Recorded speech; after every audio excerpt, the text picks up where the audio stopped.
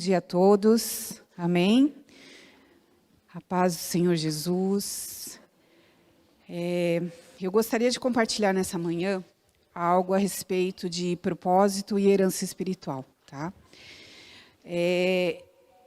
Mas eu gostaria de relembrar algo que foi dito pelo pastor Tiago no culto passado e também fazer até um chamado. Se você não assistiu ao culto de domingo passado, ou se não entendeu, na verdade eu gostaria que vocês olhassem novamente o vídeo, né?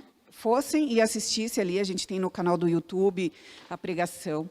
A pregação do pastor Tiago, ela foi uma pregação, não que as outras não tenham sido, mas uma pregação que foi direto do trono de Deus. Ele fez algo até que foi diferente, como ele explicou, né?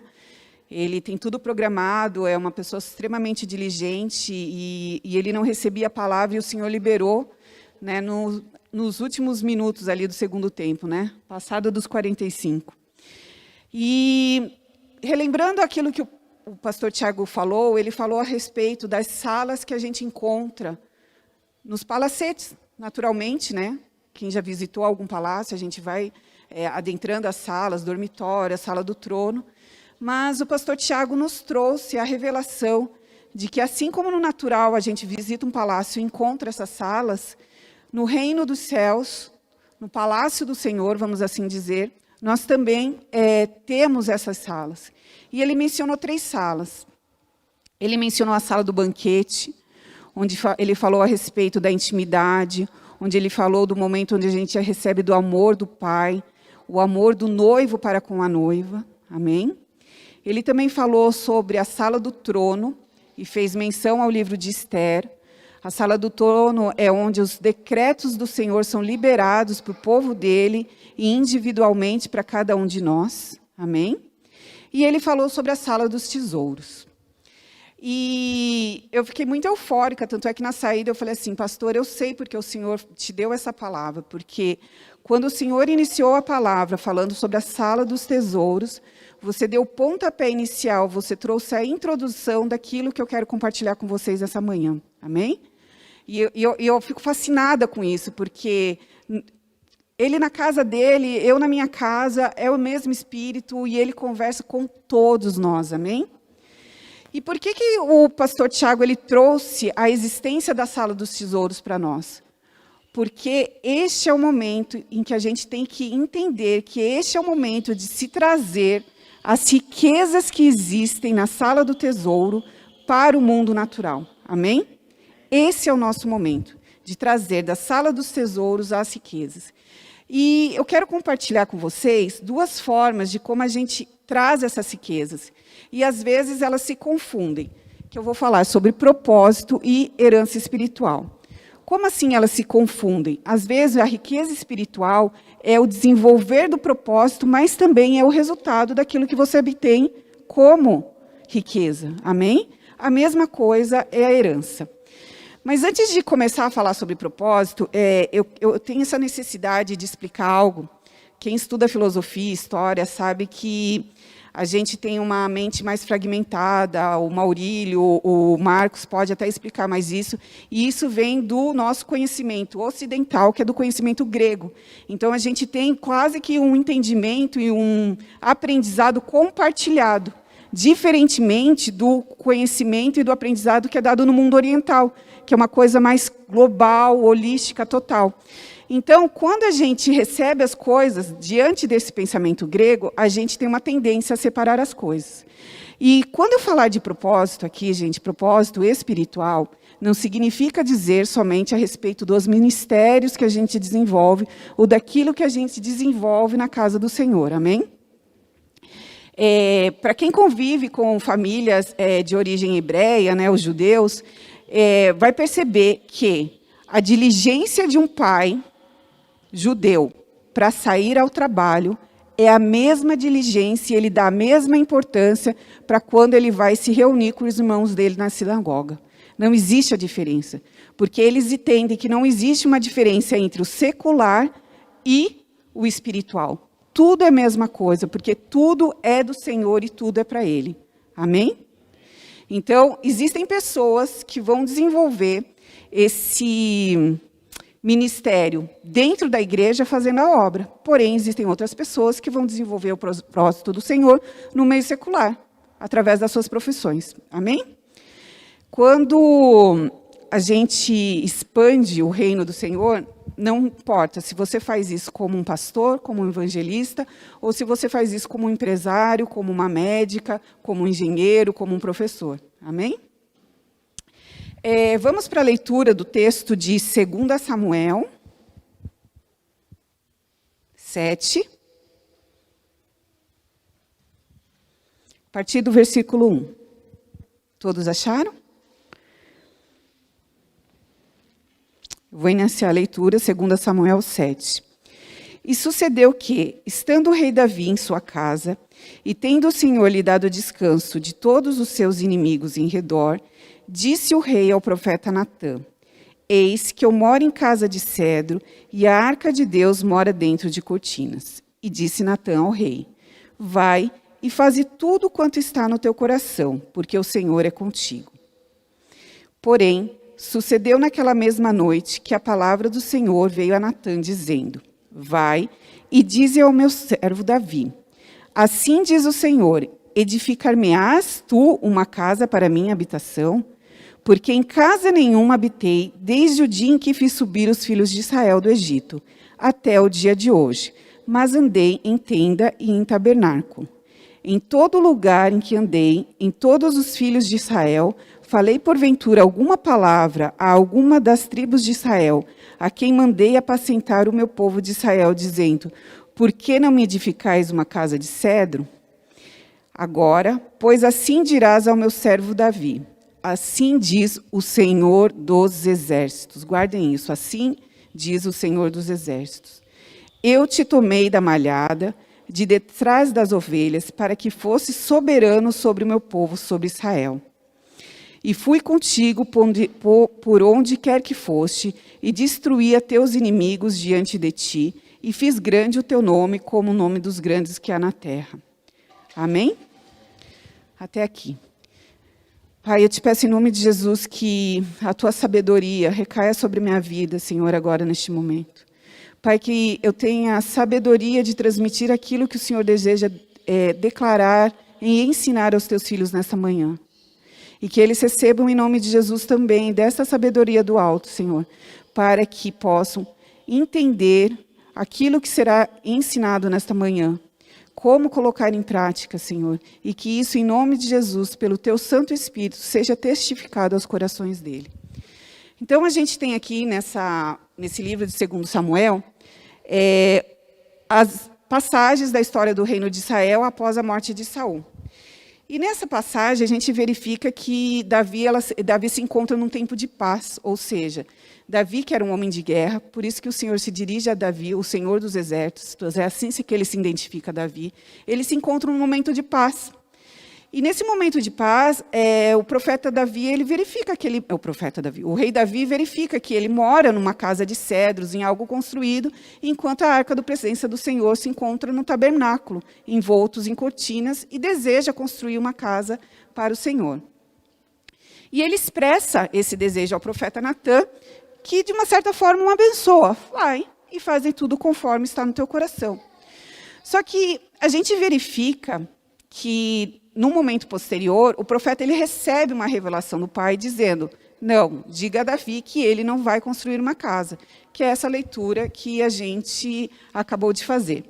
Resumidamente, o que o profeta Natã faz, quando diz para Davi que tirou Davi de trás das ovelhas, tirou da malhada e colocou o nome dele frente ao nome de outros guerreiros, de outros reis da guerra, ele faz um resumo da vida de Davi naquele momento. Amém? E eu quero compartilhar sobre a vida de Davi no propósito dele em Deus. Tá? Então, a gente vai relembrar rapidamente o que Davi fez como propósito em Deus. Tá? Havia no coração de Davi, quando a gente tem um propósito, é o Senhor que opera em nós o querer e o efetuar. Amém? Às vezes a gente acha que a gente tem determinada ideia, não sabe de onde surgiu, por que veio, mas aquilo queima dentro da gente e a gente quase que não sossega enquanto a gente não cumpre isso. Como Filipenses diz em 2:13, né? O querer efetuar vem do Senhor. Havia no coração de Davi um espírito de luta. Davi, ele não era um homem que se acovardava, ele não se entregava. Ele, fazendo a menor das atividades ali perante a casa do seu pai, que era cuidar das ovelhas, ainda assim ele guerreava na proteção das ovelhas, amém? Então a gente verifica que existia em Davi esse espírito de guerreiro, essa vontade de guerrear, esse senso de defesa, algo que eu creio que foi colocado no coração do Senhor em Davi. Ele não se intimidava, ele era ousado. Qual que foi o primeiro feito que tornou Davi conhecido perante os homens, né, ali de Israel? Foi o enfrentamento ao gigante Golias. Enquanto todo um exército, homens guerreiros estavam ali há dias sendo afrontados, tá, pelo povo filisteu, pelo gigante, Davi, quando ele chegou naquele momento, ele verificou a ofensa que se fazia ao exército do Senhor e também verificou que dentro dele havia a ousadia necessária para que se pudesse fazer o combate àquele gigante, amém? Então, esse é o primeiro ponto que eu quero destacar. Quando a gente está diante do nosso propósito,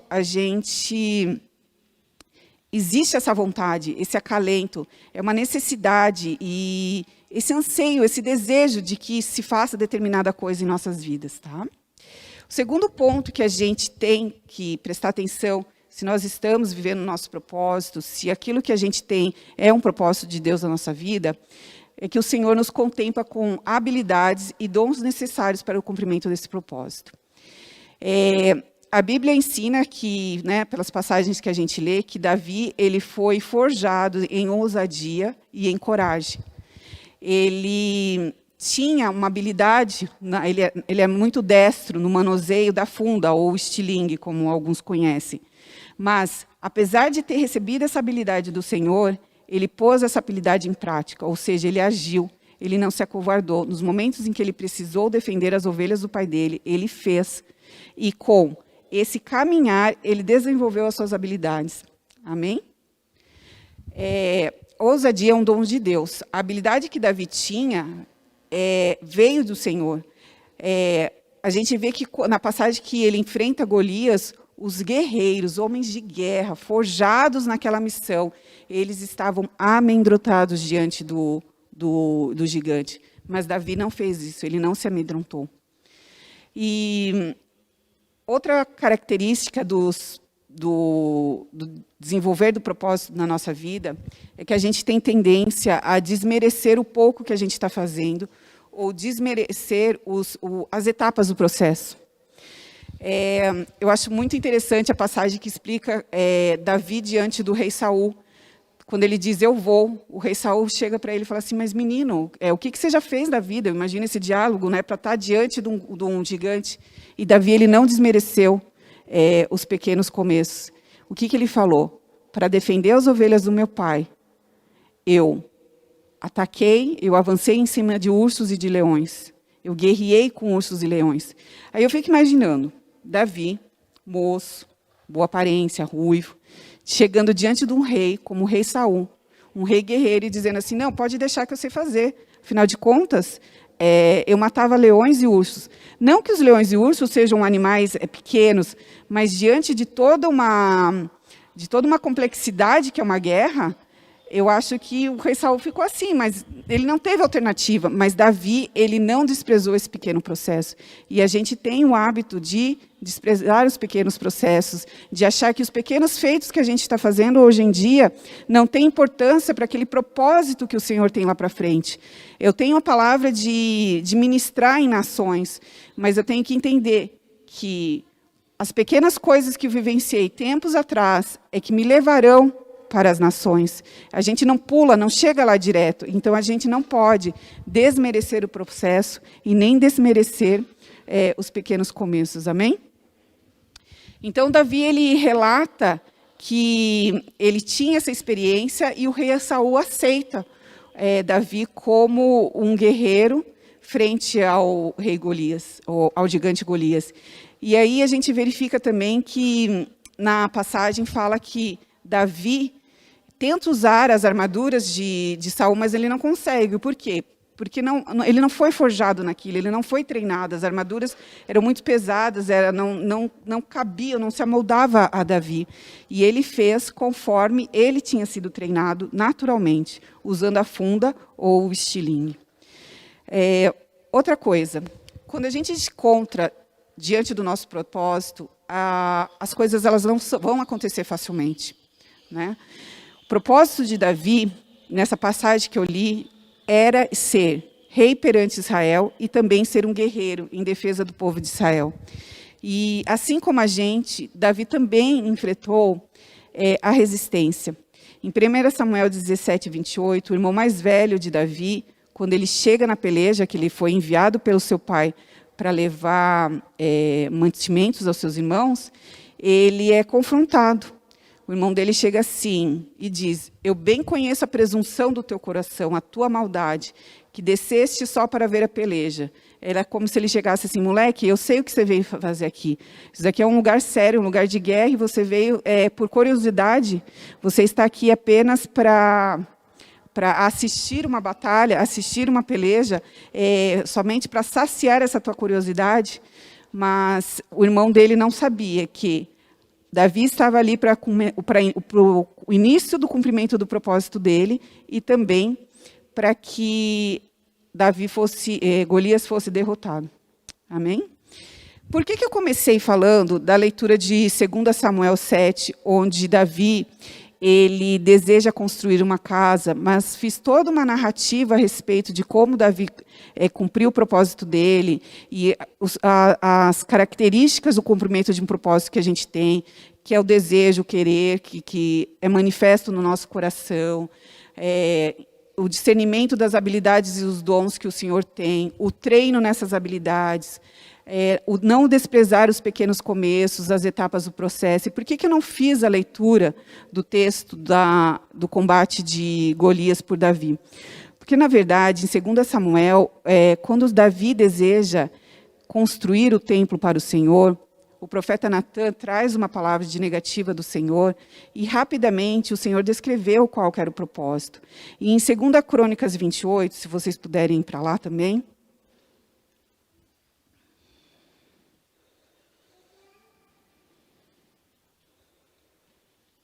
Amém?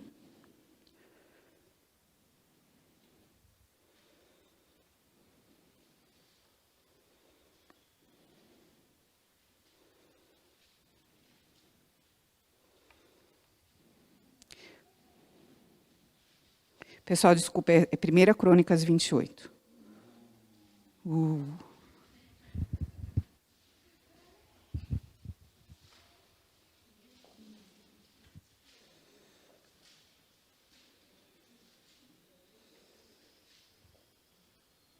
Amém? Acharam? Então, aqui em 1 Crônicas 28, a gente verifica o próprio rei Davi testificando ao seu povo o propósito de vida que ele teve em Deus. Amém? Então, Davi reuniu em Jerusalém todos os príncipes de Israel, os príncipes das tribos e os capitães das turmas que serviam o rei, e os capitães dos milhares, e os capitães das centenas, e os administradores de toda a fazenda e possessão do rei, e de seus filhos, como também os oficiais, os poderosos e todo homem valente. E pôs-se o rei Davi em pé e disse: ouve-me, irmãos meus, e povo meu. Em meu coração propus eu edificar uma casa de repouso para a arca da aliança do Senhor, e para o estrado dos pés do nosso Deus. E eu tinha feito preparo para edificar. Porém, Deus me disse: não edificarás casa ao meu nome, porque és homem de guerra e derramaste muito sangue. Amém? Aqui Davi, ele declara qual era o propósito da vida dele. E aí a gente entende porque Davi era um homem segundo o coração de Deus. Ou seja, ele fazia na vida dele, ele praticava na vida dele apenas aquilo que discernia que estava segundo o coração do Senhor. Por mais desejo que Davi tivesse de construir um templo, ele entendeu que o propósito da vida dele, o chamamento da vida dele, não era construir uma casa para o Senhor, mas ser um homem de guerra, um homem que guerreou e, combatendo os seus inimigos, trouxe todos os despojos, todas as riquezas para a construção do templo, além daquelas que o povo ofertou e além daquelas que Salomão ainda conquistou para a manutenção do templo. Amém? Algumas palavras dizem que o motivo pelo qual Davi foi proibido por Deus de construir o templo foi o derramamento de sangue. Mas, para mim, eu creio que o propósito de Davi não era esse. Ele mesmo testifica isso e ele diz o motivo pelo qual ele não pôde. Porque não estava dentro do propósito dele. Por mais amor que ele tivesse à presença de Deus, por mais amor que ele tivesse pela arca, que representava a presença de Deus, por mais alegria que ele tivesse diante da arca, como ele fez isso, manifestando perante Mical com sua dança, não era o propósito de Davi construir um templo para o Senhor.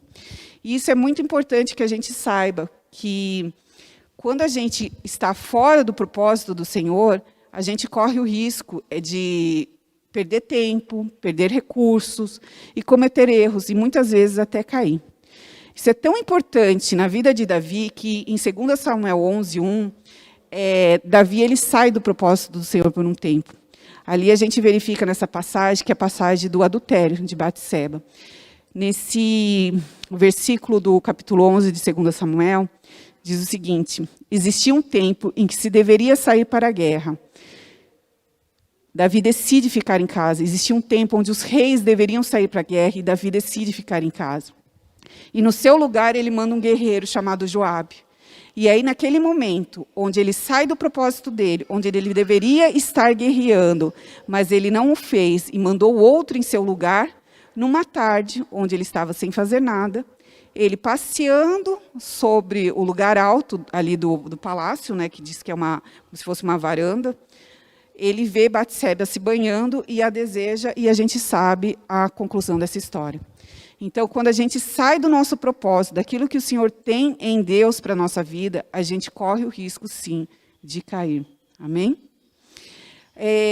Mas por que a gente tem que saber de qual é o nosso propósito em Deus? Por que a importância de se buscar o nosso propósito em Deus? Porque assim como Davi, guerreando, trouxe despojos e riquezas no cumprimento do propósito, a partir do momento que a gente cumpre o nosso propósito em Deus, nós também conseguiremos trazer recursos e riquezas para a manutenção desta casa do Senhor, que é a igreja, que é o corpo de Cristo na terra, e também para a comunidade que nos cerca. Amém? Então, essa é a importância de se cumprir o propósito. Não é apenas a realização pessoal. Em Harvard, o curso mais procurado hoje em dia se chama Ciência da Felicidade. E ele é totalmente baseado na busca do propósito.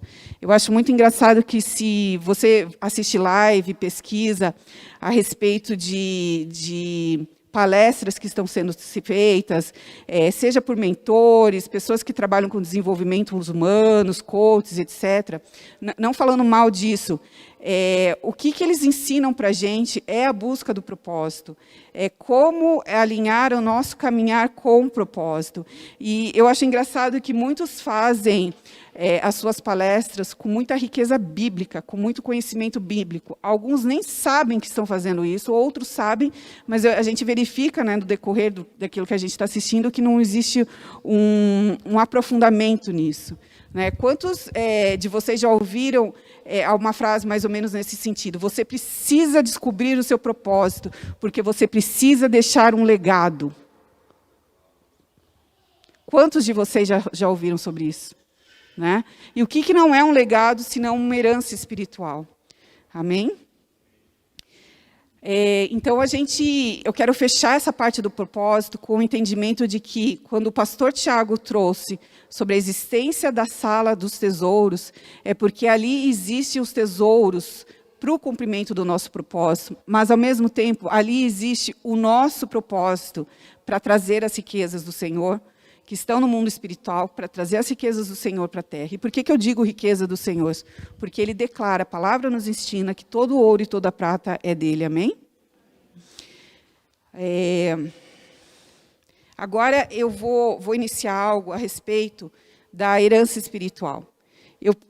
Eu quis começar falando sobre propósito, para que vocês não fizessem uma confusão de que o que eu vou começar a falar agora, a compartilhar com vocês aquilo que o Senhor tem me trazido como visão, que eu estivesse falando de propósito, amém?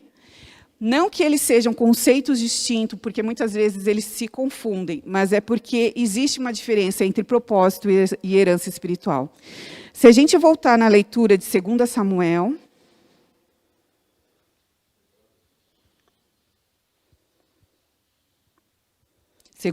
a partir do versículo 10. A gente vai começar a entender que, do primeiro versículo ao 9, se falou sobre o propósito de Davi.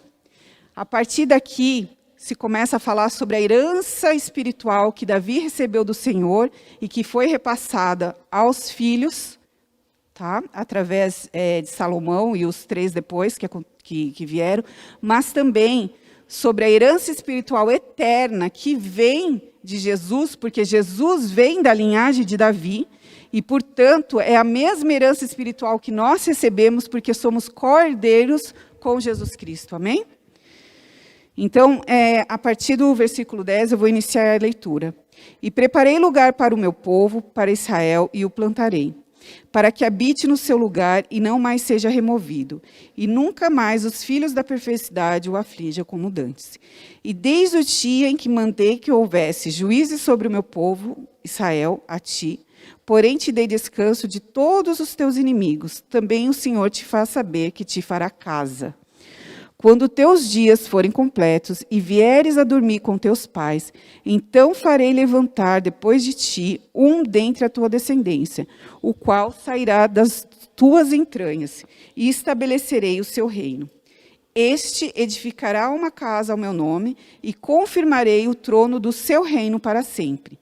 Eu lhe serei por pai, e ele me será por filho. E se vier a transgredir, castigá-lo-ei com vara de homens, e com açoite de filhos de homens. Mas a minha benignidade não se apartará dele, como a tirei de Saul, a quem tirei de diante de ti. Porém a tua casa e o teu reino serão firmados para sempre diante de ti, teu trono será firme para sempre.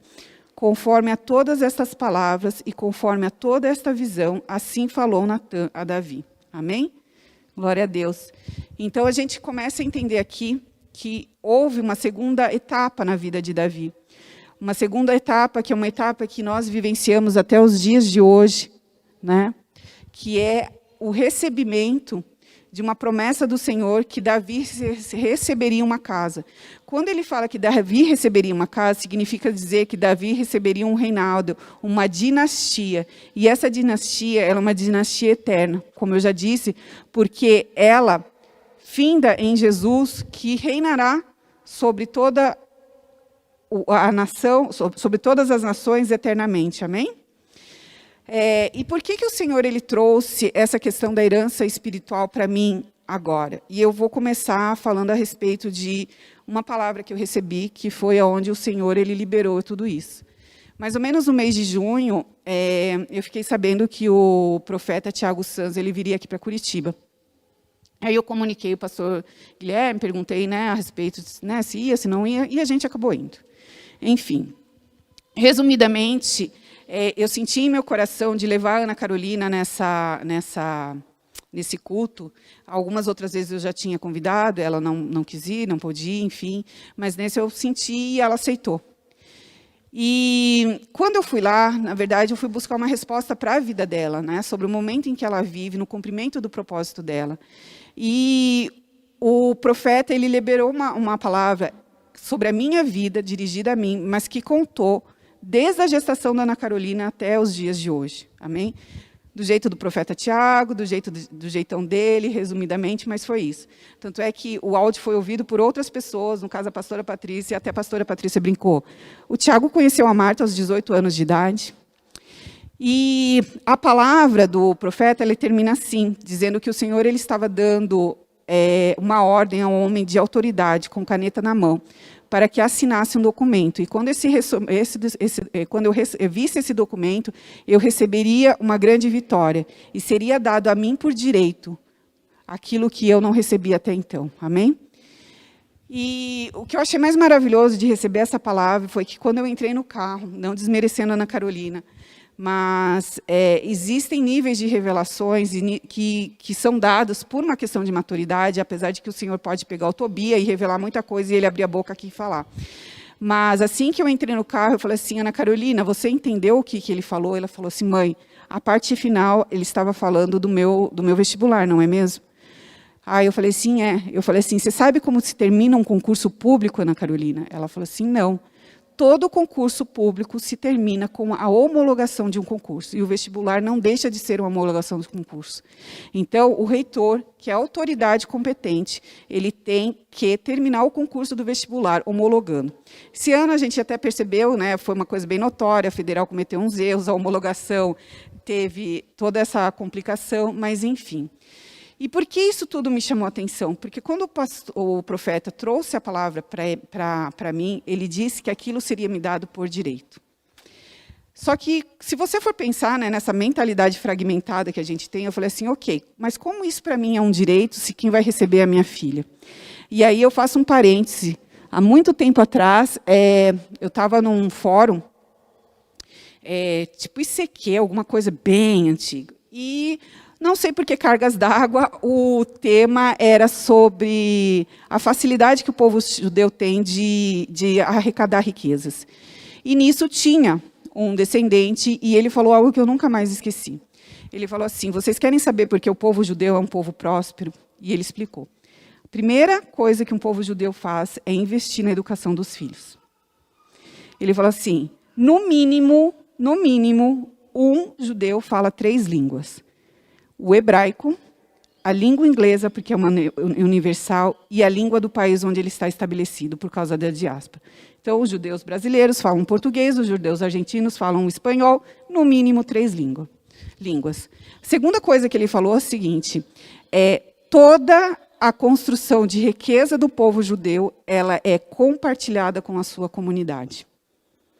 Não existe só o meu, existe um compartilhamento entre a comunidade. Então, se um cresce, todos crescem juntos. Amém? E o terceiro que me chamou muita atenção, que linka com isso tudo que eu estou falando, é que ele falou o seguinte, toda a educação que se dá aos filhos, e tudo que um povo faz, tudo que o povo judeu faz, é em prol da próxima geração. Ou seja, eles são um povo de uma cultura geracional. Tudo se prepara pensando na próxima geração. Isso não significa dizer que aquilo que eles colhem agora é só para o futuro. Não. É para o futuro, é para ser usufruído agora, mas eles têm a mentalidade de pensar na próxima geração. Então, quando eu recebi essa palavra do profeta, eu entendi que algo tinha sido abortado na minha vida como herança espiritual. E a faculdade de medicina foi algo que foi abortado na minha vida. Quando eu engravidei da Ana Carolina, eu estava estudando para o vestibular de medicina. O meu pai nunca fez exigência nenhuma, nem a minha mãe. A única exigência que eles fizeram foi de que eu continuasse estudando. Glória a Deus por isso. Mas, num movimento de culpa, num movimento de que precisa agora acertar e dar um rumo para a minha vida, eu abortei a faculdade de medicina na minha vida e parti para o direito, que é uma benção, onde traz o meu sustento agora. Amém? Mas hoje eu tenho discernimento que o medo, a culpa, a vergonha fez com que eu abortasse algo que veio e já foi abortado também na vida da minha mãe, em relação à faculdade de medicina, apesar de eu ter um pai médico. Eu sei que essa herança de se trabalhar com a saúde, de se trabalhar com a medicina, é algo que vem da minha mãe. A primeira vez que eu ouvi sobre herança espiritual foi em torno de 2011, 2012. Essa agora, a segunda parte do culto, é mais um transmitir das impressões que eu estou tendo, as impressões dos céus, num movimento profético para vocês, amém? Foi em 2011, 2012, mais ou menos, eu não lembro, foi numa santa convocação. A santa convocação acontecia nos feriados de carnaval, era em torno de 72 horas. Então, era 72 horas de louvor e adoração.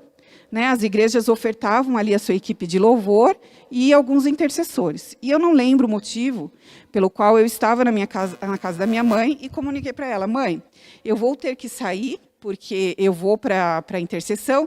Senhora não quer vir comigo? Você não quer vir comigo? E ela topou.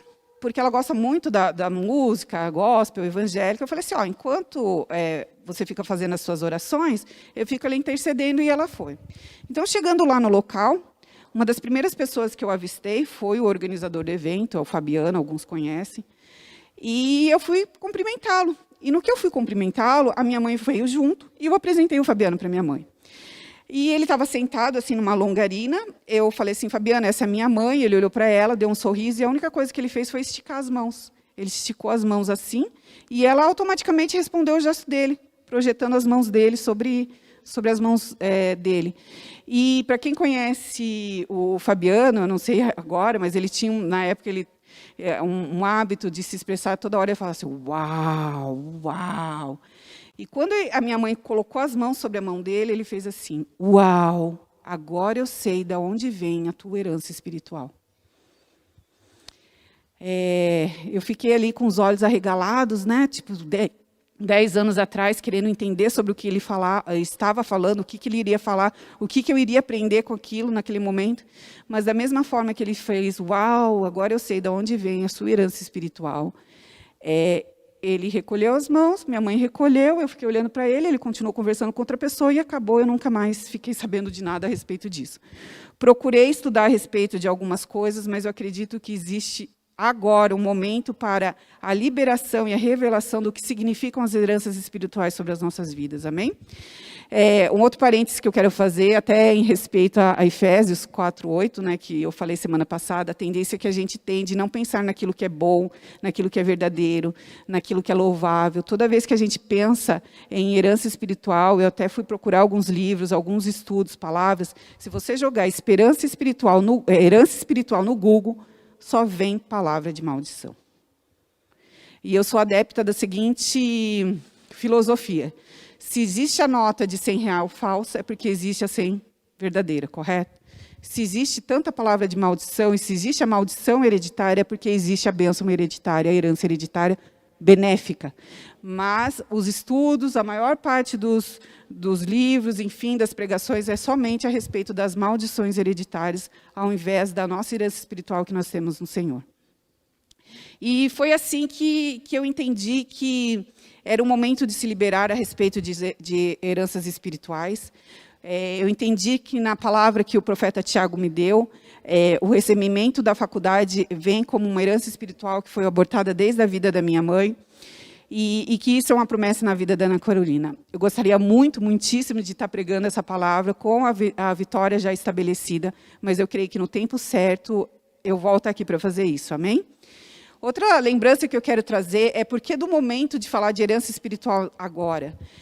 Nós, como igreja, recebemos o discernimento que sobre nós existia a unção de sacar, ou seja, a unção de discernir o tempo e os modos. Então, eu vejo que toda a liderança, vocês, isso está testificado no nosso coração, que o tempo é agora. O Kairos é agora. Então, a gente sabe o tempo certo de receber essas heranças, e o tempo certo é agora de trazer da sala dos tesouros à terra, amém? A questão do modo, eu creio que o Senhor ele tem muito a compartilhar, muito a liberar sobre as nossas vidas, de como fazer isso. Mas, sem dúvida nenhuma, uma das formas de trazer as heranças espirituais do Senhor, dos céus para a terra, é através da oração. Tá? E por se tratar de uma herança espiritual, uma herança familiar, muito de herança familiar, isso tem que ser feito na coletividade da tua família. Não é algo que você vai buscar individualmente, é algo que você vai buscar com seus filhos, com a sua esposa, com seus avós. Algo que o Senhor tem trazido muito no meu coração foi até aquilo que o pastor Tiago escreveu a respeito de que a gente precisa ter intimidade, a gente precisa conhecer a história do irmão que caminha com a gente. Da mesma forma que a gente tem que conhecer a história do irmão que caminha com a gente tem que conhecer a história dos nossos antepassados, amém? Gente, eu não estou falando de uma seita, de uma doutrina, de culto aos antepassados, mas que existem coisas que foram abortadas na vida dos nossos antepassados e que agora é o momento de se obter posse disso, amém? A gente está aqui no sul do país. Quantos de vocês têm descendência europeia? Eu vejo que aqui em Curitiba, né, não sei As pessoas que estão em casa, muitos têm de descendência europeia. Muitos de vocês têm descendência italiana, descendência alemã, holandesa.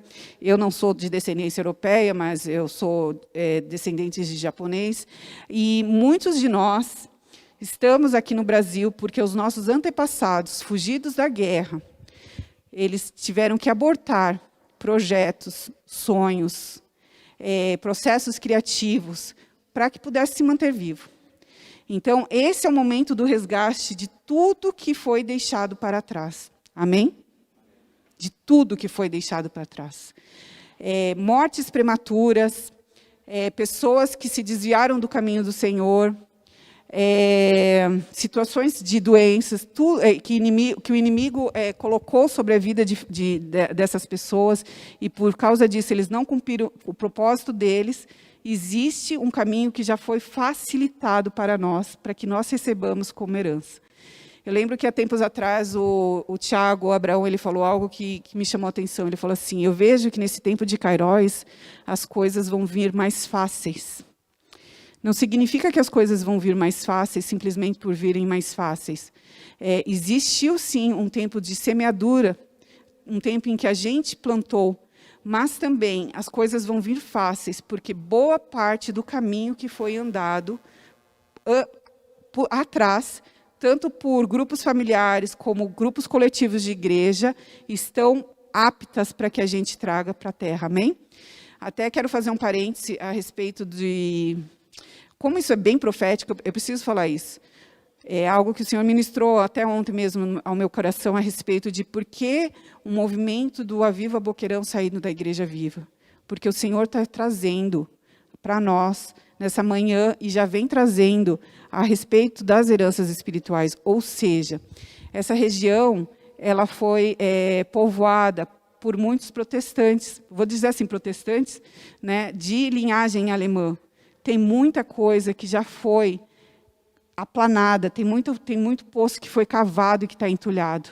E por que tem que sair da Viva? Porque eu creio que a revelação não é exclusiva da gente, amém? Mas é algo que o Senhor está trazendo aos nossos corações. O que eu estou dando aqui, trazendo aqui apenas um pontapé inicial daquilo que o Senhor quer que a gente exerça. Então, eu vejo que o avivamento é para esse resgate dessa herança espiritual, de algo que já foi feito, mas que não foi concluído, de poços que foram cavados, mas que hoje se encontram entulhados. Amém?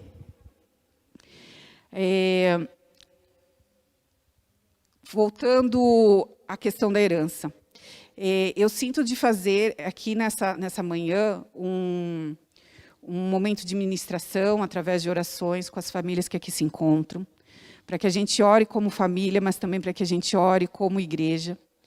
Então, para vocês que estão em casa, a gente vai encerrar a ministração, mas eu aconselho que vocês também façam essa oração como família, com os seus, e que também façam esse clamor ao Senhor para que Ele primeiro traga a revelação das heranças espirituais que estão presas na sala do tesouro, porque realmente elas se encontram lá, mas assim como Daniel certa vez se pôs perante do Senhor orando a respeito de um pedido, o pedido já foi liberado, mas ele não conseguia receber porque existia uma guerra espiritual, da mesma forma vai acontecer com a gente.